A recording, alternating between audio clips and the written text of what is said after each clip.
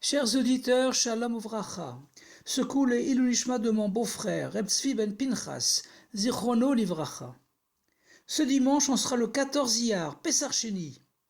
Mercredi, on célébrera le Siyum du 41e cycle de l'étude du Mishneh Torah, du Yad HaChazaka du Rambam, à raison de 3 chapitres par jour. Étude initiée par le Rabbi en 1984. Jeudi, donc dès mercredi soir, on fêtera le Lag BaOmer, la Eloula de Rabbi Shimon Bar Yochai. En dehors d'Israël, ce Shabbat est le Shabbat Behar, et en Israël, Shabbat Bechukotai. Et on étudiera le 4e chapitre des Perkei Avot. Au sujet de Pessar Sheni, dans Bamidbar, chapitre 9, verset 10, dans la paracha Balotecha, il est écrit Ish ki yeh tameh la nefesh, ou bederech rechoka, lachem ou ledorotechem. Si un homme est impur par un cadavre, ou sur un chemin éloigné, loin de Jérusalem, du Beth Amikdash, parmi vous ou vos descendants, et il n'a pas pu donc offrir le Korban Pessah, le sacrifice de l'agneau pascal, le 14 Nissan, il peut se rattraper. Un mois plus tard, le 14 Iyar à Pessar Sheni. Le rabbi précédent, le rabbi Rayatz, a expliqué que Tameh la Nefesh désigne un juif qui, tout en vivant dans une communauté juive, n'a pas réussi à surmonter son Yetzer Hara et s'est souillé en se déconnectant de la Torah et des mitzvot qui constituent la source de sa vie, de sa vitalité. Par contre, Beder Rochoka, sur un chemin éloigné, désigne un juif qui est loin de toute communauté juive, un juif assimilé. Pessar Sheni vient nous apprendre que rien n'est jamais définitivement perdu. On peut toujours réparer et rattraper, comme l'affirme le Yom Yom du 14 Iyar. Et même si c'est à cause de l'achem, de vous, c'est-à-dire qu'on a agi volontairement et consciemment, Beratson, on peut tout rectifier si on le désire sincèrement. Pessar Rishon commence le 15 Nissan et dure 7 jours en Israël, 8 jours en dehors d'Israël. Et est caractérisé par Kulo Matzah. On ne consomme que de la Matzah. Pessar Sheni, par contre, dure un seul jour, le 14 Iyar. Et alors, comme Rashi le dit, Matzah ou Chametz imo babayit. On a du Chametz et de la Matzah dans la maison. Pessar Rishon, Kulo Matzah, représente le tzaddik qui s'élève jour après jour, semaine après semaine. Pessar Sheni représente le Baal Tshuva qui peut faire Tshuva comme l'affirme le Zohar HaKadosh, Beshat Chada Berega Chada, en un seul instant, en une seule seconde. Transformant son chametz, ses fautes volontaires, les zdonot, en matzah, en mérite, en zechuyot, car alors les limites du temps disparaissent. Il est bon de rappeler qu'on ne dira pas Tachanoun lundi, le jour de Pessar Sheni, mais par contre, on le dira la veille dimanche à Mincha, car l'essentiel du Pessar Sheni est le Korban Pessar, consommé l'après-midi du 14 Iyar. La paracha Behar, lue en dehors d'Israël, traite essentiellement de 2 mitzvot. La première mitzvah est celle de la Shemitah, le repos shabbatique de la terre en Israël. Comme il est écrit, Vaïkra, chapitre 24, versets 2 à 4, 6 années tu ensemenceras ton champ, mais la 7e année, un chômage absolu sera accordé à la terre, un Shabbat en l'honneur d'Hachem. Ou B'Shana Shvit, Shabbat Shabbaton, Yela Haaretz, Shabbat la Hachem. L'agriculteur juif consacre alors cette année à l'étude, à la prière et aux bonnes actions, Torah, Avoda, ou Gemlut Chassadim. La deuxième mitzvah est le Yovel, le jubilé. Vaïkra, chapitre 25, versets 8 à 11. Tu compteras 7 années shabbatiques, soit 7 fois 7 égale 49 années, puis on sanctifiera la 50e année, une année de liberté, le jubilé, qui est aussi une année de Shemitah. V'safart alecha sheva shabbatot shanim, v'kidashtem et shnat hachamishim, dror baaretz yovel hi. La Torah nous enseigne que le but d'ensemencer son champ pendant 6 ans est d'arriver à la Shemitah, la 7e année, Shabbat la Hashem. De même le Yovel, la 50e année de liberté, est le but des 49 années précédentes. D'une façon générale, le but de toute la création, des 6 premiers millénaires, est d'arriver à l'ère messianique, que l'on désigne aussi par Yom Shekulu Shabbat, car alors tous les jours seront comme Shabbat. Et si le don de la Torah au mont Sinaï, Matan Torah Bar Sinaï, représente les fiançailles, les Hirousin de Hachem avec le peuple juif, Lag BaOmer, Rabbi Shimon Bar Yochai nous prépare au mariage, à la Chatouna avec Hachem, au dévoilement du Mashiach. Au sujet des premiers mots de la paracha Bechukotai, lus en Israël, Im Bechukotai Telechu, Rashi cite le Sifra, Shetiyu Amelim Bat Torah, que l'on soit complètement investi dans l'étude de la Torah.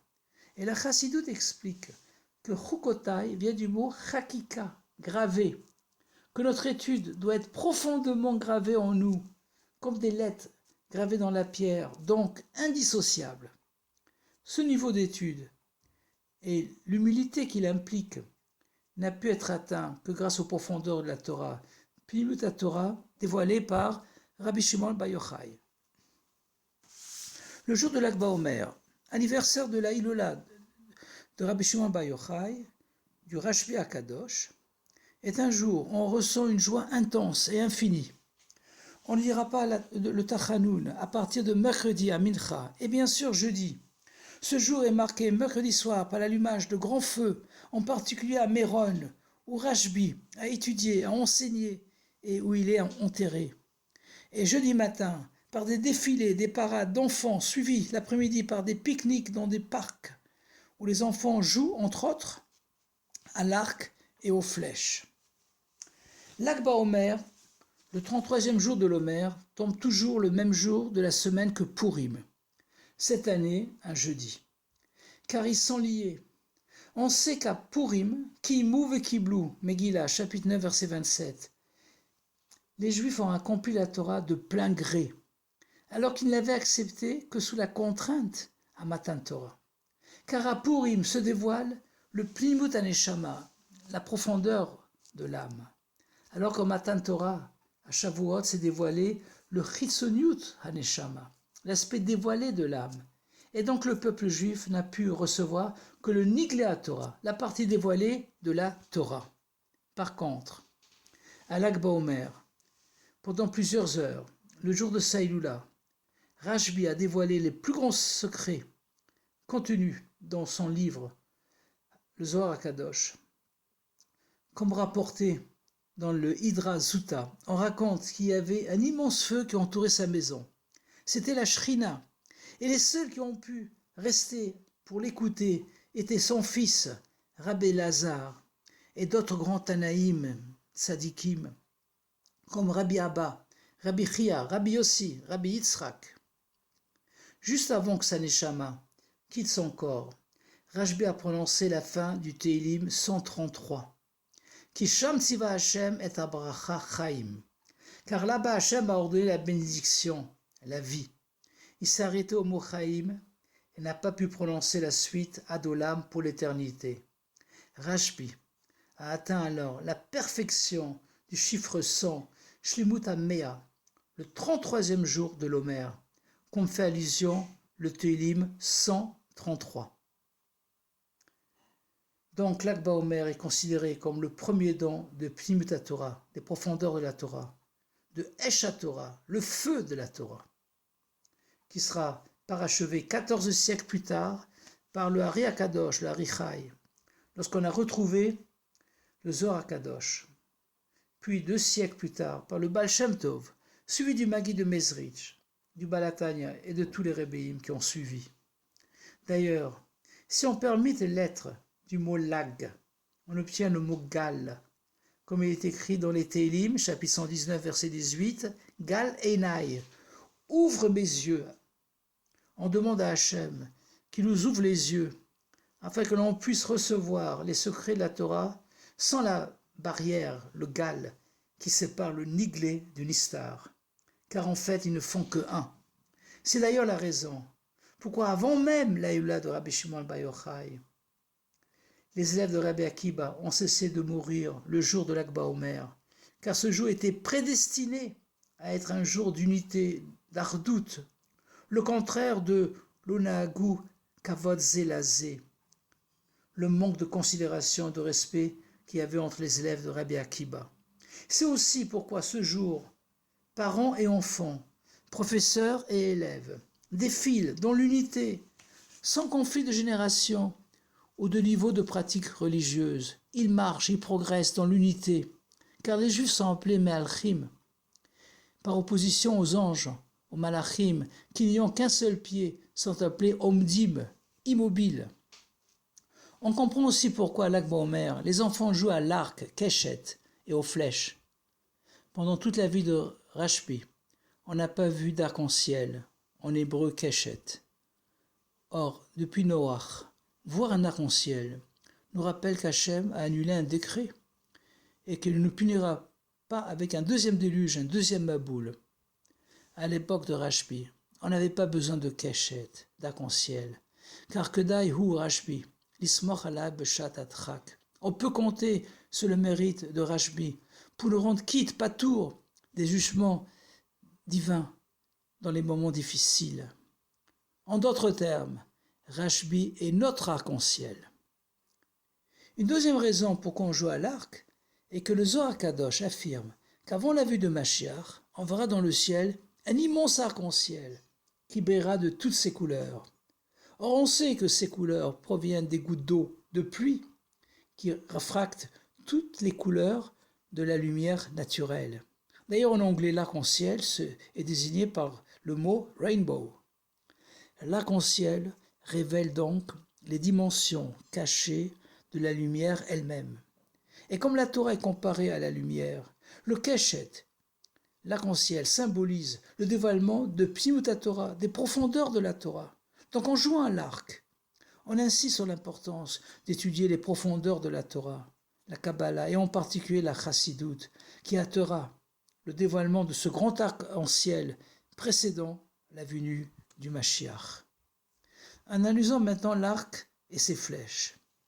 L'arc est utilisé pour atteindre une cible lointaine, qui est souvent cachée par des obstacles, contrairement à l'épée utilisée dans les combats corps à corps. Or, paradoxalement, plus la cible est loin, plus on doit tirer la corde de l'arc en sens contraire vers notre cœur, qui fait allusion à Pnimut Alev, Pnimut Aneshama, qu'il y a à Pnimut Torah. D'ailleurs, c'est ce qui explique la Hatzlacha, la réussite des Shluchim, des émissaires du Rabbi, qui après une année de Kvutza, une année passée près du Rabbi au 770, avec une kashrut pnimi, la Rabbi, avec un attachement profond au Rabbi, sont lancés comme des flèches aux quatre coins du monde et savent atteindre chaque cœur juif. Lag BaOmer correspond au niveau des Sphirot à Hod Shebehod. L'humilité dans l'humilité ou la splendeur dans la splendeur. Le mot Hod a deux sens. Oda, reconnaître, Odat Baldin. Et également Zohar, or, la lumière. Hod Ve'adar. Ce jour, la lumière la plus élevée est reconnue et ressentie, même dans les niveaux les plus bas. Lag BaOmer tombe aussi le Chai Iyar, le 18 Iyar.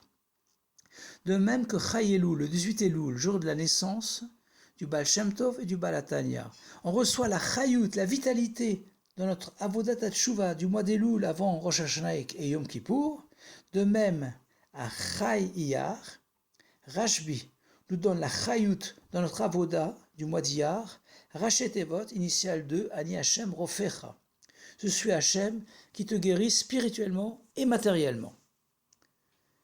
Que ce Lag BaOmer soit le jour du grand défilé de tout le peuple juif en présence du Melech HaMashiach et que l'on se retrouve à Yerushalayim, au Har HaBayit, dans le troisième Beit HaMikdash, avec le dévoilement du Rabbi Melech HaMashiach, Techef u'miyad mamash, Yechi Adoneinu Moreinu v'Rabbeinu Melech HaMashiach l'Am Va'ed, Chag Sameach v'Shabbat Shalom, Gut Yom Tov, Gut Shabbos.